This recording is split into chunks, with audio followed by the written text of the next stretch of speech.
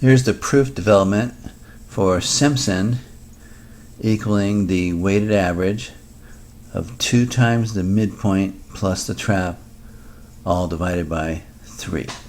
So it's a weighted average. Okay, so for remembering what the midpoint is, we're just going to do a one sub-interval case, which will pretty much do it, because we're just going to add up all the different answers for the sub-intervals anyway. So over one sub-interval from A to B, the midpoint takes the midpoint f value as the height of the rectangle. And here is the midpoint, a plus b over 2, and there's your rectangle. So the midpoint for one subinterval is the height there of the rectangle, which is f of a plus b over 2 times the width across there, which we usually called delta x, but in this case, if we wanted to match up with a formula we have to match this up to, we should use b minus a. Okay, so that's the midpoint. Now you go ahead and do the trap, and that picture is over here. And remember, you want to do this height, this base here, plus this base divided by 2, so you don't need this value over here on the trap. Okay, so it's just, here's your f of a, here's your f of b, and the trap is always going to be the average of those two times the b minus a height across here. Okay, so you do that one. Then we have to realize something. When the interpolating polynomial is found by fitting the points a f of a, the midpoint, and f of that, and b f of b, then integrating that polynomial over x equal a to x equal b will equal Simpson. That's what Simpson means. Okay, so that polynomial will look like this. It'll be 3 points, and then it'll go through those 3, something like this. It'll be some kind of a polynomial, second degree, fitting 3 points like that. Okay? So we're just saying that when you do that process, Simpson will turn out to be equal to this. And we're going to justify that below. That's part of this problem. So to establish that 2Mid plus trap divided by 3 equals this expression, that's what your assignment's going to be.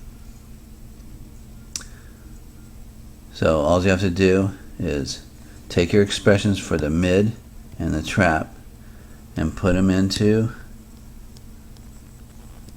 this expression and show that you end up getting Simpson up here. Now while you're doing it, to get them to match up exactly, somewhere along the line toward the end, you're going to have to multiply an expression by 2 over 2 to get it to match up correct.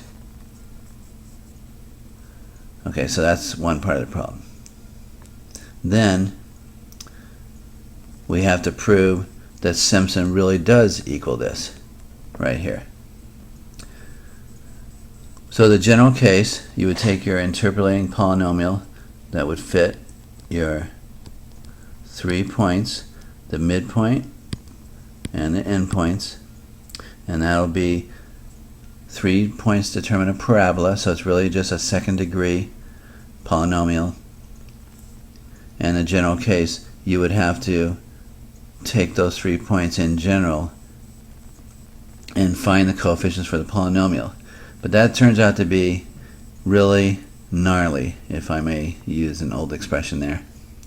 So let's just do a simpler case which will really justify it, and you'll believe it after you do this. Let's just take a equal 1 and b equals 3, so that the midterm point turns out to be 2. And then we're going to label those points as 1 f of 1, 2 f of 2, and 3 f of 3. Okay, so that gets you to here. That's your points. And our goal is to find the coefficients of the polynomial using those 3 points. So cleaning it up a little bit, these are the points that we have to fit with the interpolating polynomial. So for the simpler case that we're using, instead of having to show this, that Simpson equals that, we used a equals 1 and b equals 3. So we're going to end up showing this. It's going to work out a little simpler. But you can see the pattern's the same. You know, this matches up with this. This matches up with this. It's really the same configuration. It's just going to be easier for us. So here's your goal. When we find our interpolating polynomial, p of x, and compute the integral over the interval 1 to 3, we have to get this as the answer. Okay, so to find the interpolating polynomial, set up 3 equations based on that your polynomial has this form. It's a second degree parabola, x squared plus bx plus c. Using the points, one at a time, for 1 f of 1, you plug that in, and this is the equation that results. Plug in the second one, this equation results. Plug in this point, this results. Cleaning that up gives you this right here. 3 equations, 3 unknowns. So to solve this system for ABC, you have 2 paths you can do. Okay, first path, Gaussian elimination. So if you remember that method, you just go to it, and of course you're going to solve your A, B, and C in terms of numbers and f1, f of 2, and f of 3. Those will just show up. Then you're going to put those coefficients on here that you found, those expressions, and they're going to have a few terms to them. You're going to integrate that and show it equals this.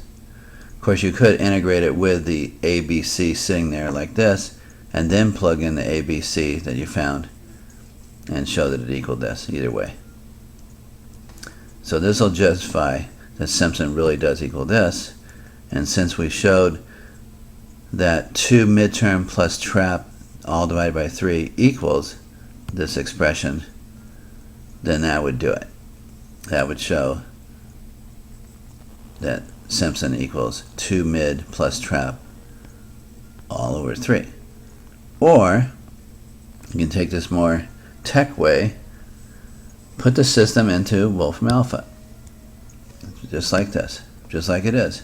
Solve the system, colon, and put that right in there like that,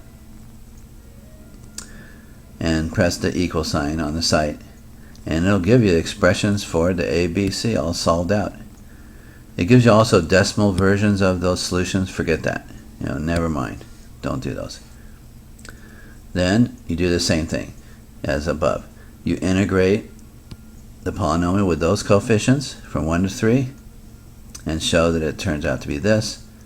And again, that will justify that Simpson really does equal this, and that would complete the entire proof for proving that Simpson equals 2Mid plus a trap all divided by 3.